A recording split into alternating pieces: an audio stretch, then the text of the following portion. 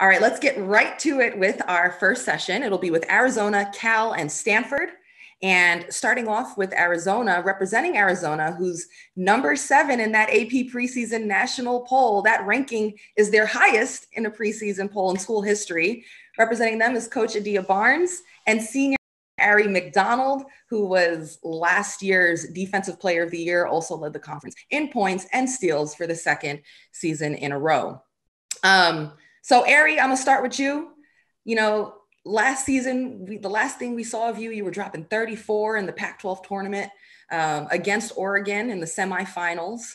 And Arizona was well on their way back to the NCAA tournament for the first time in like 15 years. Obviously, COVID didn't allow that to happen and that got shut down, but you made a decision that you were gonna come back this season. So Aari, what would you like to see, achieve, accomplish for your team individually that would help you leave Arizona feeling fulfilled? I would love to see my team win the Pac-12 title, the Pac-12 tournament, obviously get back to the NCAA tournament. And just this year individually, I would like to see me become a more vocal leader. And I feel like I've already been doing that, but just continue to do that and put my teammates in more successful positions this year. Absolutely. All eyes are going to be certainly on you as one of the top stars coming out of the Pac-12 this season. Let's move along to Cal. Representing Cal is Coach Charmin Smith with sophomore Evelien Lutje Schipholt. Cal notched 3 wins against top 25 teams in Charmin's first year last year as the head coach. And this year, they add a top 10 freshman class as well. Hi, Charmin. Hi, Evelien. How are you guys? Hey, Roz. We're good. All right. So, Evelien, I'm going to start with you. Last year, you guys were a young squad anyway, and you were thrown into the fire as a freshman. Now, you got that experience, but you throw another 6 freshmen in there. So, I'm curious, what advice, now that you've experienced what a tough Pac-12 season is, what advice would you give those freshmen? And what are the lessons you're holding on to as you step into this season? I really think that nobody can actually be prepared for the Pac-12. Like, it's hard, but it's always harder than you expect, especially like the physicality.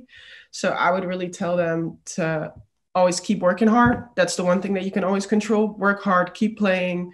Doesn't matter if you get beat down, if you're up anywhere, just work hard. That's what I would always tell them. And what would I hold on to? It's never too late to come back. Like, if you're down at halftime, don't matter. Like, we're starting the second half, new game, it's 0-0 again. We're going to start again and play another half. So that's really the mindset that you need to keep having and keep playing. Absolutely. It was really cool to watch you guys, grow over the course of the season. Big expectations this year for you guys.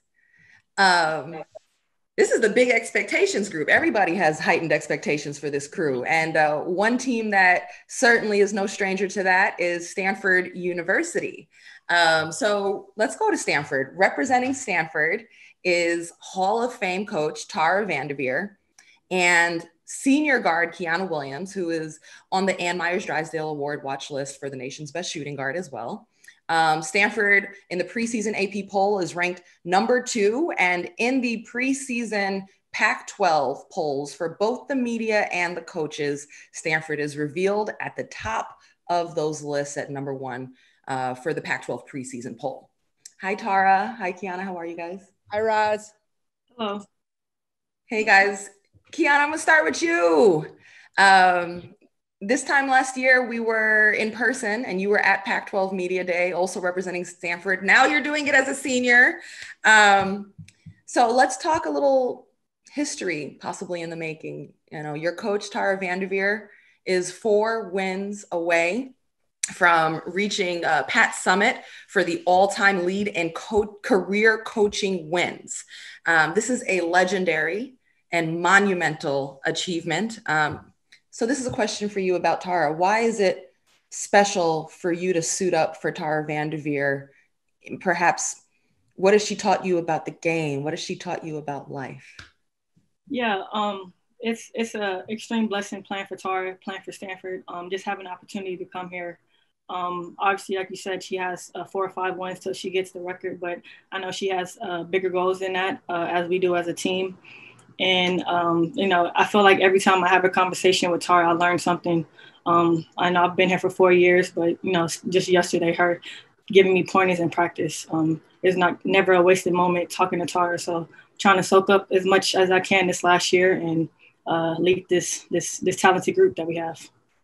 What do you think are some of those like standout lessons, like moments, tips she's might have given you? I don't know. There's just so many. I'd say just how you carry yourself. Just someone's always watching you. And one thing she always tells me is to stay even keeled, not get too high, not get too frustrated, not show my emotions. So that's one thing I've really learned from her.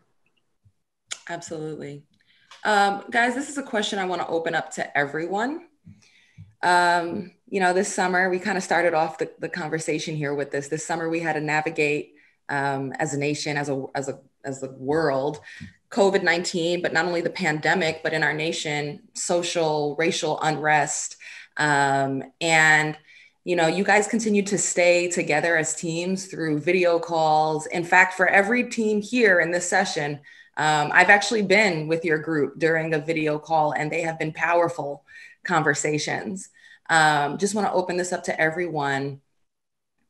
What have you guys discovered or explored as teammates, as sisters, about your voice and how you want to use your platform about issues you're really passionate about?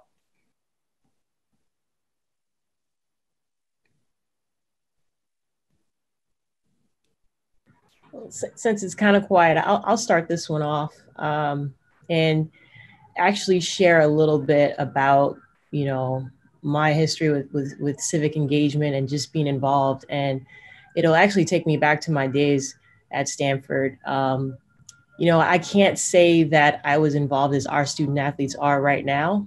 And I recall when I was coaching at Stanford, Hurricane Katrina hit.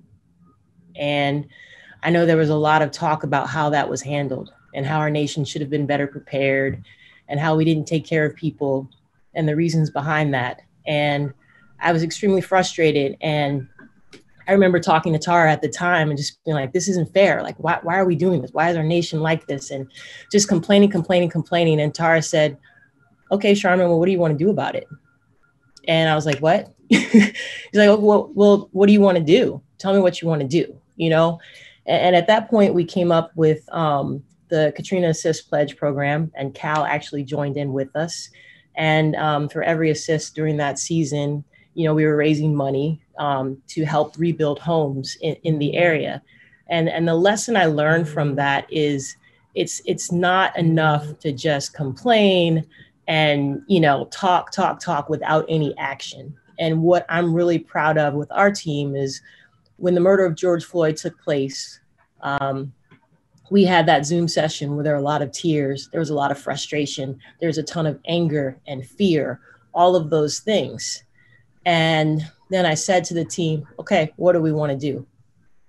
And the action that they've taken since that day, I think has been phenomenal, from Kylan and Sierra forming the Racial Justice Council on our campus, to the Go Bears, Go Vote initiative that was with Cal Lacrosse. There's so many things that our student athletes have stepped up and started, and they're using their platform and they're using their voice. And I think it's just really important to always think about what you can do and not just what you're going to say. Thank you so much, coaches, Charmin, Tara, Adia. It's really good to hear from you all. And I wish you the best in practices and just preparing for the moment and this season. Thank you, guys. Thank you. Thanks, Raj.